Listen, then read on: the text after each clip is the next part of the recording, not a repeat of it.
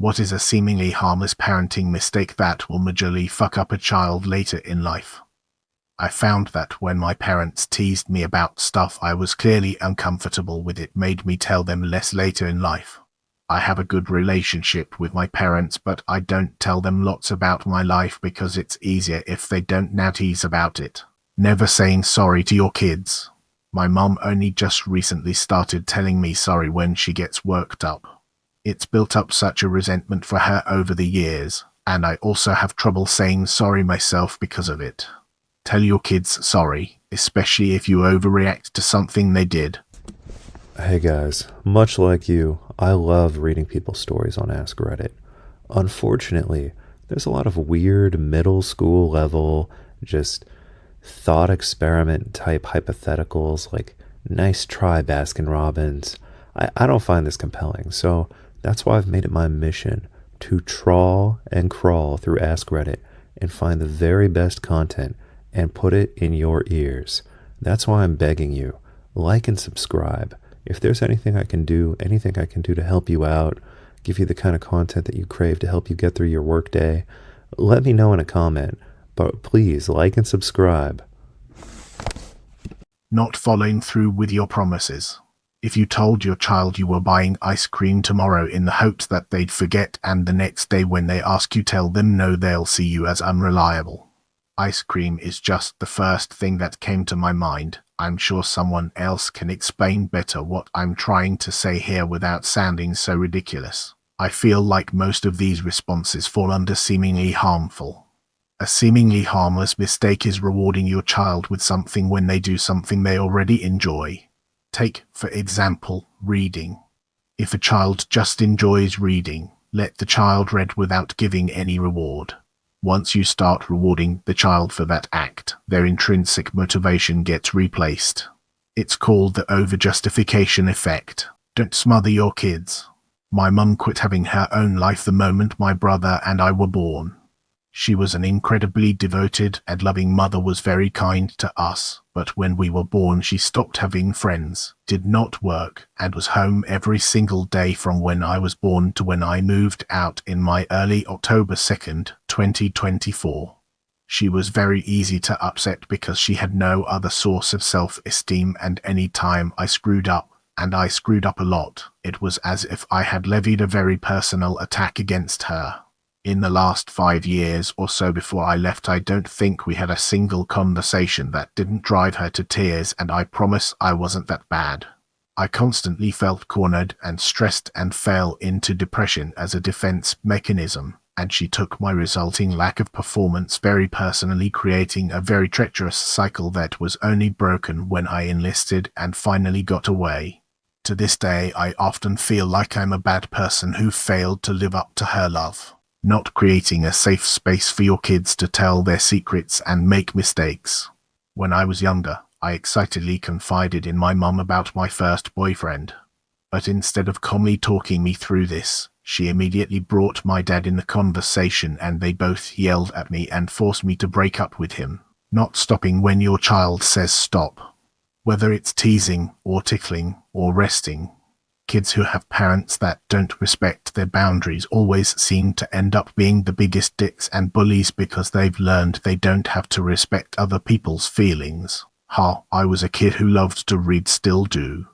And whenever we participated in a program that rewarded reading hours, like the library summer program where you got raffle tickets and could win stuff like baseball and museum tickets, I felt like the most glorious scammer. Joke's on you, Pizza Hut, I would have done all that reading anyway. Suckers. Mocking them. Laughing at them. Adults do it to each other all the time, but kids who haven't been immersed in the background cruelty of our culture for years don't understand that it's just the language of the land, and not that they themselves are particularly unworthy of respect. Well, realistically, it'd be a helicopter parent. You always want to look out for your kid, right? Make sure they're not doing things they're supposed to do, walk in without knocking.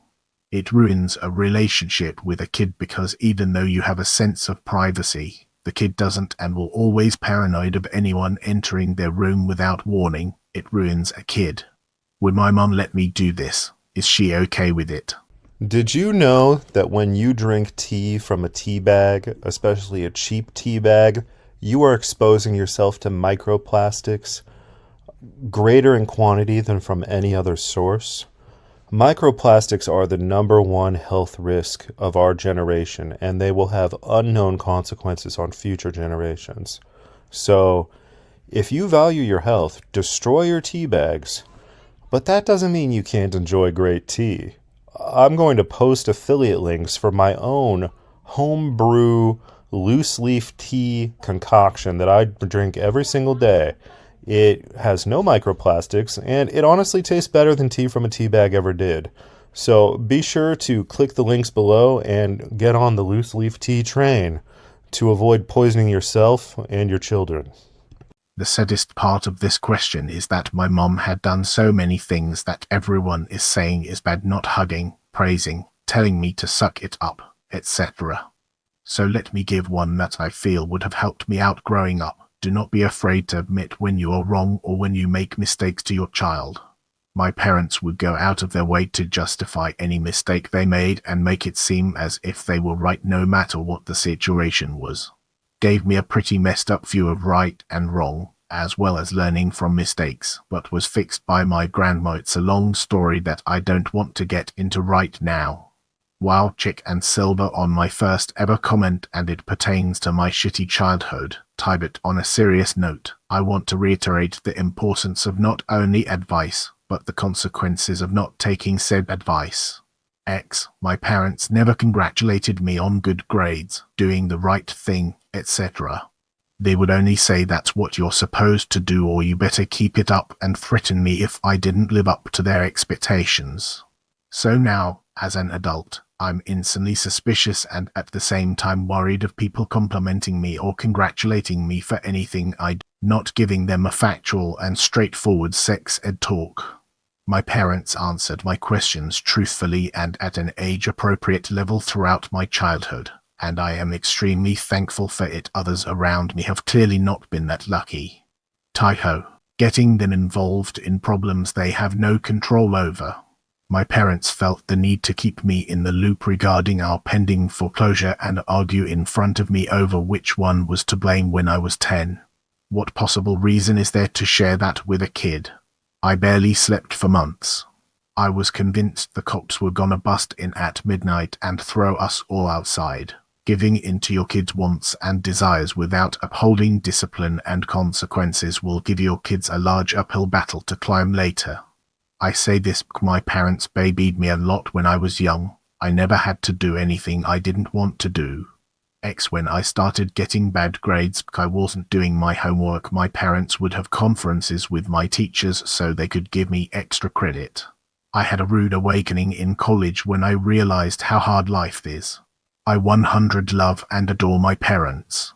And woes to say if they did discipline me more that it'd have turned out any different. Probably not, but you never know. But when I have kids I already know a few things I'd do differently. Pretty much telling you that whatever activity that you enjoy doing is annoying or dumb. I used to love to sing. I was in chorus and would play my favorite songs over and over to learn the words. Not only did my sisters tease me for it, but my parents told me to shut up constantly. So I stopped singing. I must have been terrible, right? I sing when I'm alone, or jokingly with some friends. What really broke me was when I went to visit everyone for the holidays and my sister said that she was surprised I never pursued singing since I seemed to love it so much when I was younger. I nearly started crying and had to bite my tongue so I wouldn't scream at her for being one of the reasons I stopped. It's always funny for the ones doing the teasing, but it actually hurts the ones being teased, especially when it's coming from people who are supposed to love you. Starting from the age of 7, my mum would sit me down and complain to me about her life for hours. She'd talk about my past dad, strippers, the fights with her sister, blowjobs, etc. She never explained things to me, like what sex was. She made it my job to validate her. She was also really abusive and emotionally neglectful, so being her therapist was the most attention and validation I ever got. I'm a really good listener now. When I was 4, my parents adopted a kitten. Of course, I had never seen anything quite so delightful before, and I could barely keep my hands off the little fur ball. So about 2 or 3 days passed. I get up in the morning and walk out and ask, where is the kitten? And my parents told me that he died, implying that my roughhousing had killed it. I was terrified to touch an animal for several years thereafter. In fact, they had simply given the kitten back to the people they got it from.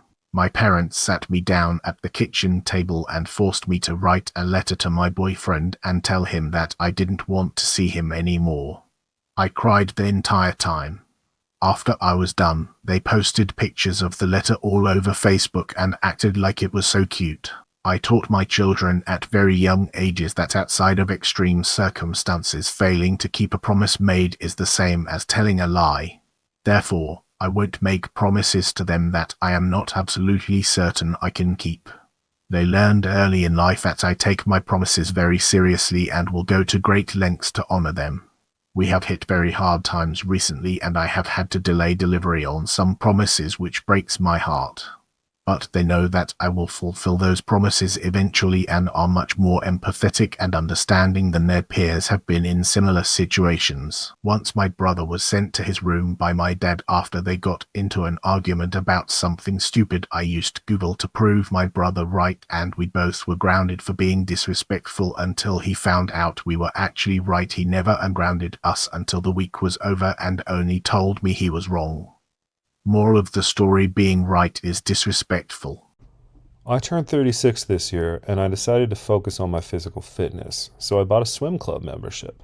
The only problem was, most of the time when I go swimming, I wind up getting an ear infection. So it turns out that normal earplugs, they kind of irritate your ear canal, they don't really work, they don't keep the water out, but there is an amazing kind of earplug. It's called Mack's Pillow Soft Silicone earplugs that, they feel great, they keep the water out 100%, they're reusable, and they don't irritate your ear canal at all, no issues.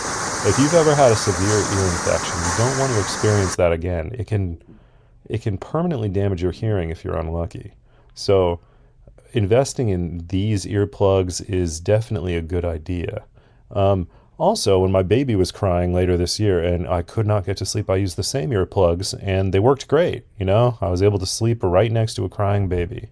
So be sure to click my affiliate link and purchase some of these Mack's earplugs today. Telling your kid they are always a winner. We love our kids and want them to feel special, but it's setting them up to be disappointed later in life when they find out not everyone can win. Let them feel the disappointments early on and teach them it's okay. They'll grow up better able to handle the stresses of life, treating crying as if it's something only weak people do.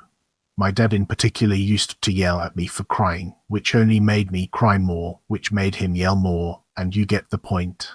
In high school, I tried to bring up the possibility of me having anxiety problems that I'd spoken to the school counselor about because my friends made me go since they were worried. He told me I was just a drama queen. I can't express that I'm anxious or stressed around my dad because others have it worse. Even now I'm 21 and seeing a psychiatrist in a couple weeks because I've just felt so bad lately, and I would never let my dad know. I think I'd rather die than my dad know I've been seeing a psychiatrist and discussing the possibility of me having OCD with said psychiatrist, which does explain a lot and is actually kind of comforting for me to know because he'd get so mad at me for being weak. I have a few thinking that whenever they open their mouth they're going to lie to you, telling them that they're just being dramatic whenever they're actually upset about something, telling them that they're being manipulative whenever they show their feelings, tears. Making them give physical affection when they don't want to. If Uncle Bob makes them uncomfortable, don't make them give him a hug. If Aunt Karen freaks them out, don't make them give her a kiss. Of course, it's important that they be kind, but don't teach them that the feelings of others is more important than their bodily autonomy. My parents were helicopter parents. I was not allowed to lock my bedroom door. My mom listened in on my phone calls, this was in landline phone days, and went through my personal belongings when I wasn't home, including reading the notes that friends and I passed in school. I wasn't allowed to talk to boys or date in female. Doing this only prevents your children from learning how to form healthy relationships. You should teach your children how to do things such as date in a safe and responsible manner rather than ban it.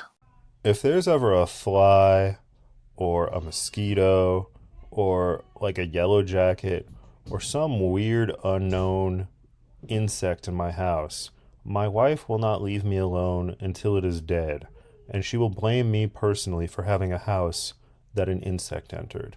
The only way that I'm able to buy peace for myself so that I can work on this YouTube channel that you enjoy is by using an electric fly swatter with an affiliate link in the description. The way this fly swatter works is that you hold down the little button and then you whack the fly as if it were a tennis ball, and it looks like a tennis racket. And what the electricity does is it stuns the insect or kills it so that you can clean it up easily. And the fact that it's a tennis racket gives you a much better chance of actually hitting the insect. And I found it invaluable, and I hope that you will decide to also use it in your home. And, if you're like a teenage boy, you can also whack other teenage boys with it. We used to do that in the Boy Scouts.